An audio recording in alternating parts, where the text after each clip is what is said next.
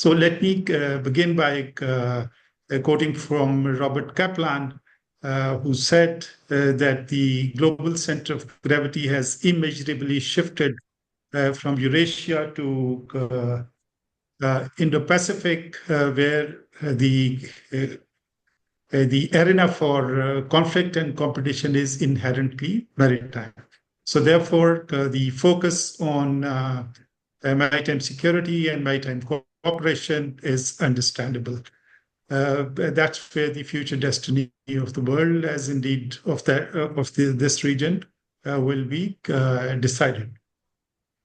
A couple of points I would like to add, and in fact echo some of the thoughts expressed by Ambassador Azaz Chaudhry with respect to the overall global geostrategic environment that prevails in terms of a multipolar world.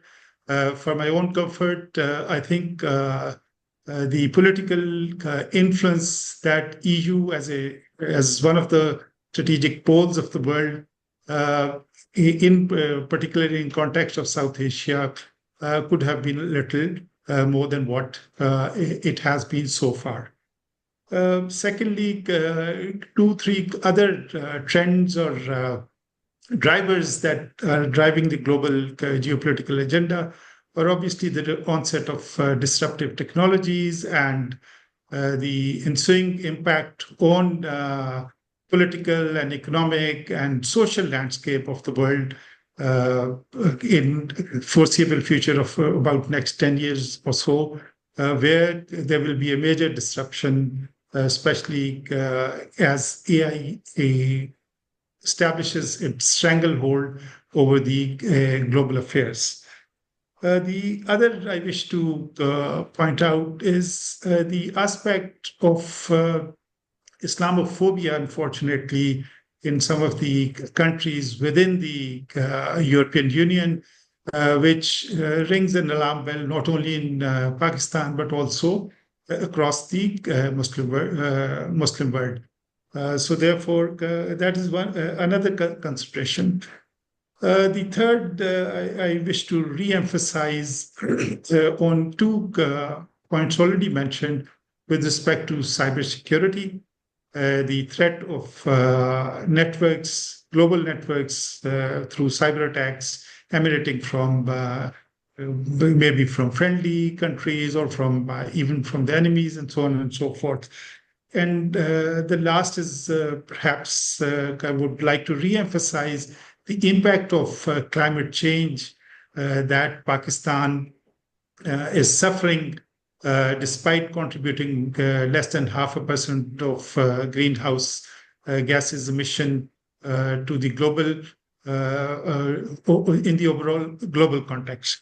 So this is one area where the need for urgent intervention and urgent support from global community to Pakistan is hugely important.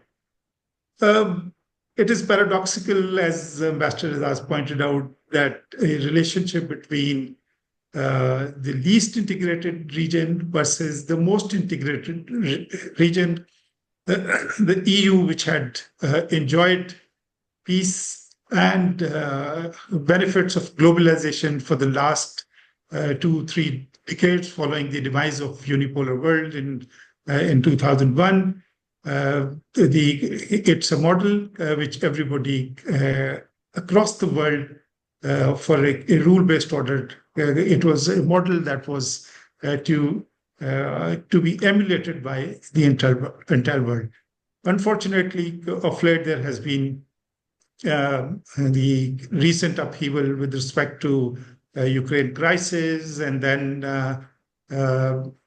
remilitarization of some of the European countries at the behest of the Donald Trump's administration, where the US president would like European Union to spend at least 5% of their GDP in supporting NATO's military campaign.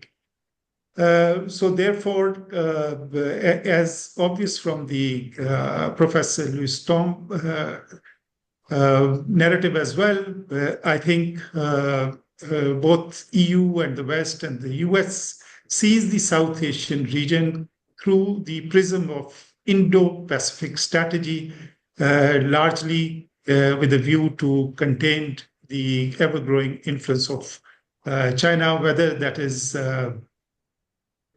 proposing a counter trade route through India, Middle East, Israel, and Europe, that corridor, and trying its level best to prevent the Belt and Road Initiative to take its shape as it had been planned by the partners, the 60 odd countries that are in partnership with China in the Belt and Road Initiative. I would like to re-emphasize that the Pakistan's economic well-being is predicated on successful completion of China-Pakistan economic corridor.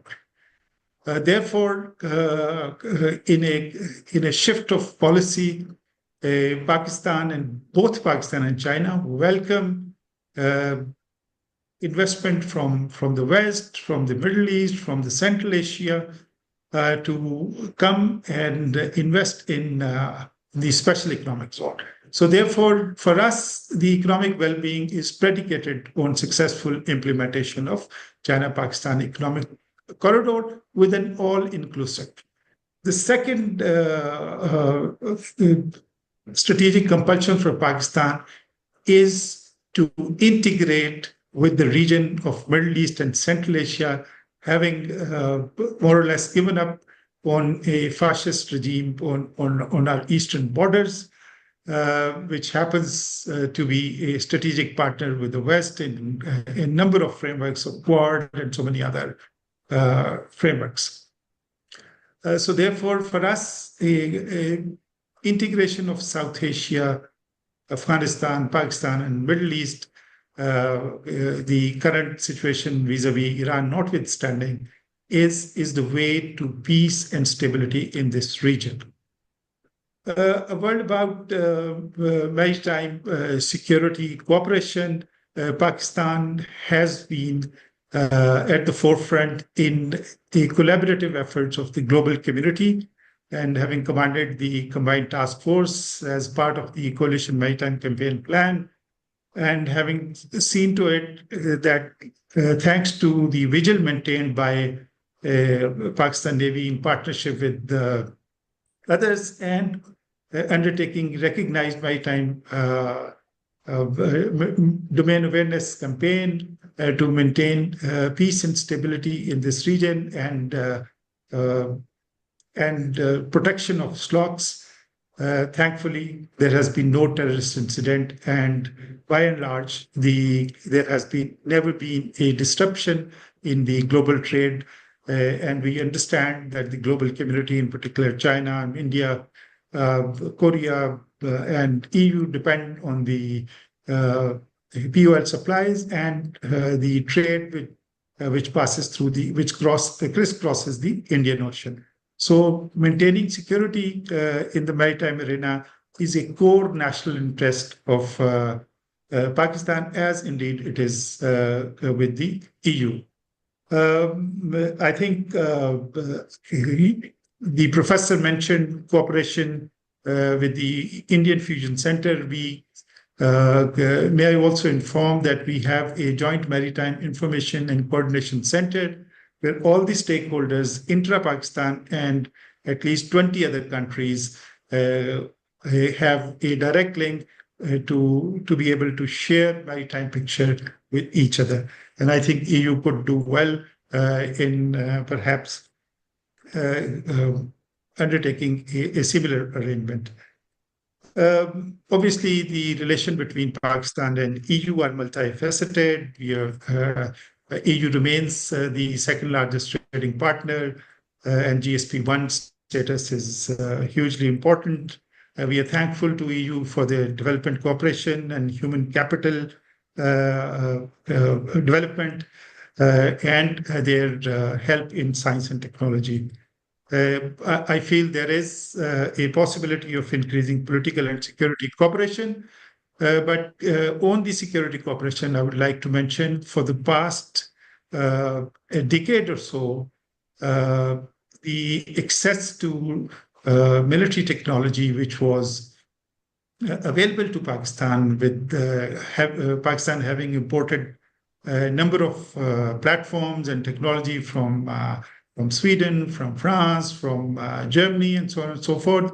But come since 2015, perhaps at the behest of the regional hegemon India and a shift in policy, the military technologies access to much needed for our defensive purposes has been denied for the last 10 years at least. Oh, So I think in order to have a robust security cooperation, such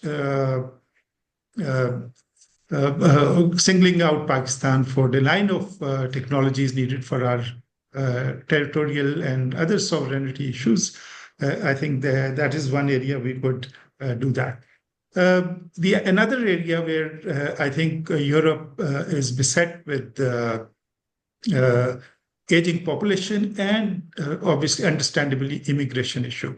I think we have a strategic engagement plan with EU, where not only the HR, the skilled HR needed by the European countries can be customized and can be organized so that there is no illegal immigration, and also there is a continuous stream of skilled human resource that is required so badly by a number of European countries, particularly in areas of IT, healthcare, and so on and so forth. That could also help boost our economic and other bilateral relations. So therefore, my last comment with respect to relations is that the foreign policy is not a question of either or. While India can still benefit from Russian hardware and equipment, Pakistan's occasional foray with enhancing cooperation with Russia do not quite go well with our Western partners. So therefore, we would, as Pakistan, as a key member of South Asia, we would like to maintain a balanced relationship with all the poles of the world, all our strategic partners, so that the world can be a peaceful and a stable place, and perhaps there is a lot to cooperate, because this South Asian region, because of the simmering political disputes, continues to remain in a perennial conflictual situation.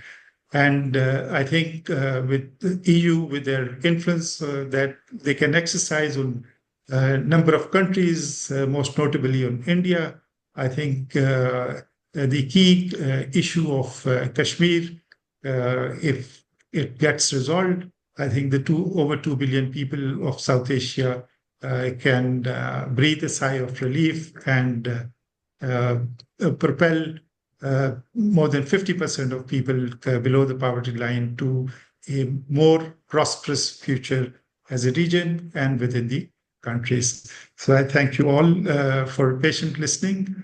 It has been a great pleasure to listen to Professor Tom and Ambassador Azaz Chaudhry.